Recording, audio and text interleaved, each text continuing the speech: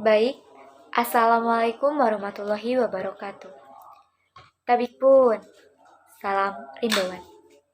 Perkenalkan, saya mahasiswa jurusan Kehutanan Fakultas Pertanian Universitas Lampung, di mana dalam kesempatan kali ini saya akan menjelaskan mengenai video kebun binatang dengan judul yaitu Tingkah Laku Makan Rusa Sambar dalam Konservasi Ex situ di Kebun Binatang Surabaya, di mana ini merupakan jurnal Sains dan Seni POMIDS volume 2 nomor 1 tahun 2013. Sebelumnya, izinkan saya memperkenalkan diri. Nama saya Yuli Agustin dengan NPM 1914151030. Saya dari mata kuliah Penangkaran Flora dan Fauna. Dalam video kali ini, saya akan menjelaskan mengenai 4 pokok subbahasan, yaitu ada pendahuluan, yang kedua ada metode penelitian, yang ketiga ada hasil dan pembahasan, dan yang terakhir ada kesimpulan. Kita masuk pada subpokok bahasan yang pertama, yaitu mengenai pendahuluan. Baik, dalam pendahuluan kali ini terdapat yaitu latar belakang, di mana seperti yang kita ketahui, konservasi itu dibagi menjadi dua, yaitu konservasi in situ dan konservasi ex situ. Namun, dalam video kali ini saya lebih fokus kepada pembahasan mengenai konservasi ex situ. Konservasi ex situ salah satunya yaitu kebun binatang, dan yang akan saya ambil yaitu Kebun Binatang Surabaya. Kebun Binatang Surabaya merupakan kebun binatang yang mempunyai fungsi utama sebagai konservasi untuk melakukan berbagai upaya perawatan dan juga penangkaran dari berbagai jenis satwa. Salah satunya yaitu rusa sambar dengan nama latin yaitu Cervus unicolor yang mengalami penurunan populasi. Ini perlu dilestarikan gitu. Salah satu upaya untuk menjaga kelestarian rusa sambar ini adalah dengan melakukan konservasi satwa secara berkeseimbangan atau berkesinambungan.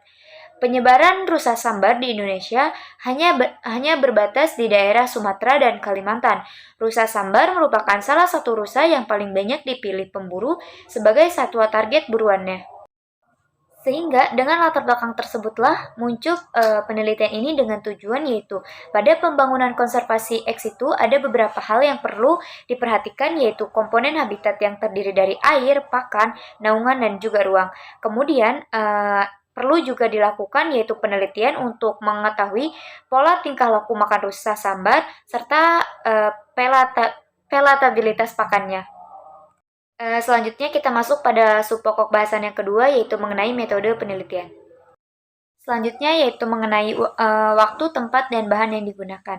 Untuk waktu dan tempat, penelitian ini dilakukan di Kebun Binatang Surabaya, yaitu tepatnya di Jawa Timur, dengan waktu yaitu penelitian dimulai pada bulan Desember 2012 sampai dengan Januari 2013. Jadi kurang lebih yaitu sekitaran waktu 1 bulan. Dan untuk rusa sambar ini dilakukan sebanyak 2 ekor. Terus ada juga bahan yang digunakan itu wortel, pisang, kacang panjang, ubi jalar, dan rumput gajah sebagai pakan. Dan selanjutnya ada alat yang menjadi timbangan. Alat yang digunakan itu seperti timbangan, kamera digital, kamera video, alat tulis, hand tally, counter, dan stopwatch. Selanjutnya untuk cara kerja yang dilakukan yaitu objek dalam penelitian ini adalah rusa sambar atau Cervus unicolor, dan yang diamati adalah tingkah laku makannya di Kebun Binatang Surabaya. Nah, penelitian ini menggunakan teknik pencatatan aktivitas makan satwa pada interval waktu tertentu yang dilakukan yaitu kurang lebih 24 jam. Pengamatan tingkah laku makan satwa ini dilakukan terdiri dari lama waktu makan, lama waktu ruminasi, jumlah periode ruminasi, dan juga jumlah siklus ruminasi.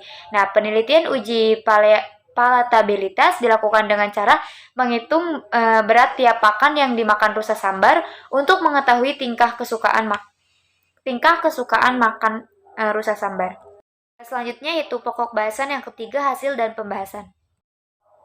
Di sini pembahasannya itu mengenai tingkah laku makan rusa sambar. Nah, berdasarkan tabel yang saya gambarkan bahwa ini adalah rataan lama waktu makan rusa sambar berkisar 310,16 sampai dengan 316,79 menit per 24 jam. Nah, lama waktu makan rusa sambar ini berada di konservasi ex situ di Kebun Binatang Surabaya ini lebih pendek dibandingkan hasil penelitian yang di tempat yang sama dengan penelitian sebelumnya gitu, tapi dalam waktu yang berbeda. Nah, Taman Wisata Angsa Pematang Gajah Jambi yaitu berkisar 319,45 sampai dengan 229,35 menit per 12 jam. Sedangkan di penangkaran ranca upas itu diperoleh lama makan 341,80 kurang sampai dengan 114,51 menit per 12 jam. Jadi untuk penelitian di Kebun Binatang Surabaya ini yaitu diamati sekitar 24 jam, sedangkan di penelitian sebelum-sebelumnya yaitu di Taman Wisata Angsana Pematang Gajah dan juga Ranca Upas itu 12 jam. Jadi di sini parameter yang diukur yaitu lama waktu, lama ruminasi, jumlah periode ruminasi, dan juga jumlah siklus ruminasi. Di mana dibagi menjadi dua yaitu ada rusa sambar dengan kategori jantan dan juga ada rusa sambar dengan kategori betina. Dan untuk persentasenya bisa dilihat pada tabel berikut. Selain itu juga dikarenakan aktivitas harian satwa ini yang tidak terlalu membutuhkan energi yang banyak karena terdapat di sebuah penangkaran ex situ, hal ini juga disebabkan oleh luasnya kandang rusa sambar gitu. Luasnya itu tidak terlalu luas, yaitu berukuran 10 kali 12 meter atau 120 meter persegi untuk 2 ekor rusa sambar.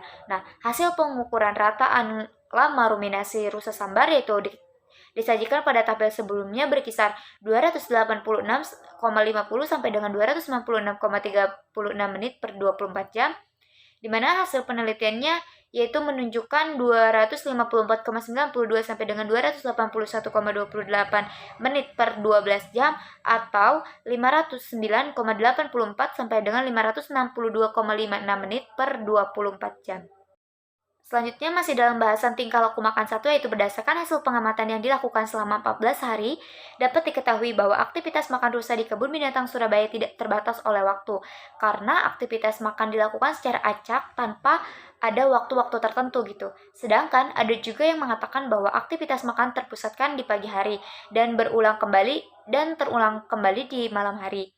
Dari hasil pengamatan diketahui bahwa aktivitas makan jantan lebih terpusat di pagi hari daripada di malam hari, sedangkan betina dewasa lebih aktif di malam hari daripada di pagi hari.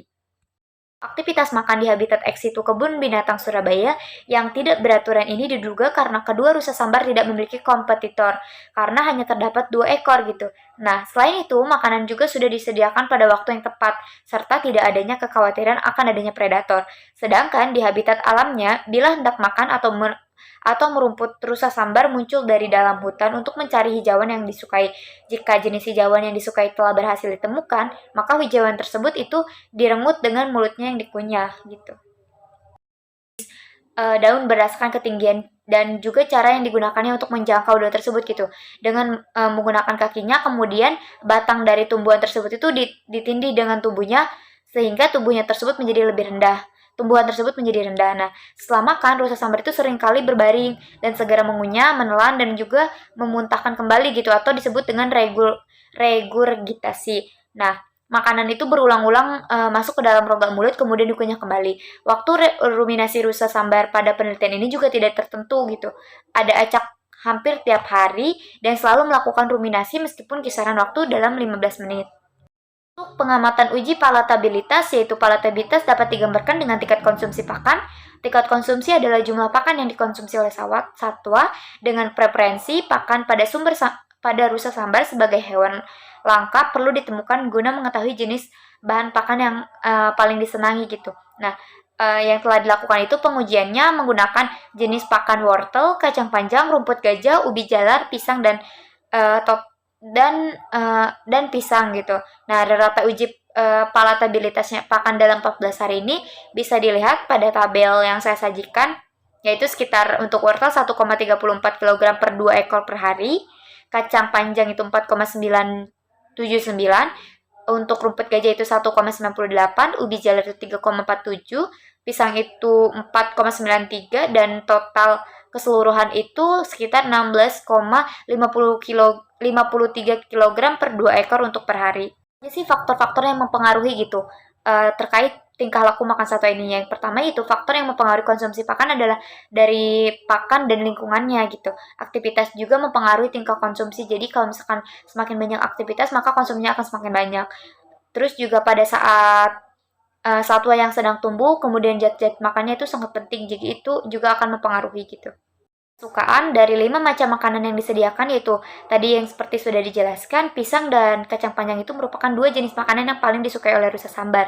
Dengan presentasi kesukaan yaitu cukup tinggi, masing-masing 29,82 dan juga 28,97%, yang diikuti oleh ubi jala, rumput gajah dan juga wortel dengan presentasi yaitu 20,95, 11,97 dan 8,29%. Nah, pakan yang pertama kali dipilih dan dikonsumsi oleh rusa sambar sampai habis adalah pisang dan dilanjut dengan kacang panjang.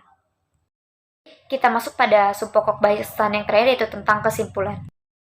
Perilaku makan rusa sambar selama 24 jam atau sekitar 1440 menit pada kisaran waktu 14 hari pengamatan di kebun binatang Surabaya, yaitu waktu untuk makan pada kisaran 310,16 sampai 316,79 menit dengan lama ruminasi yaitu 286,50 sampai 266,36 menit dengan jumlah periode ruminasi yaitu 14,07 sampai 16,21 kali dan jumlah siklus ruminasi per periodenya itu sebanyak 26,39 sampai 28,26 kali gitu.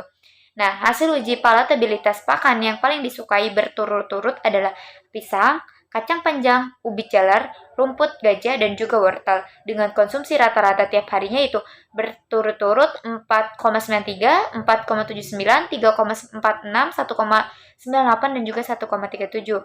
Itu per kilogram per 2 ekor per hari. Sehingga rata-rata konsumsi total kedua rusa sambar yaitu kurang lebih 16,53 kg per 2 ekor per hari. Mungkin itu saja yang dapat saya sampaikan terkait bahasan mengenai tingkah laku makan rusa sambar di kebun binatang Surabaya. Kurang lebihnya saya mohon maaf apabila terdapat penyampaian yang kurang pas dan terdapat kesalahan. Kepada Allah saya mohon ampun. Wassalamualaikum warahmatullahi wabarakatuh.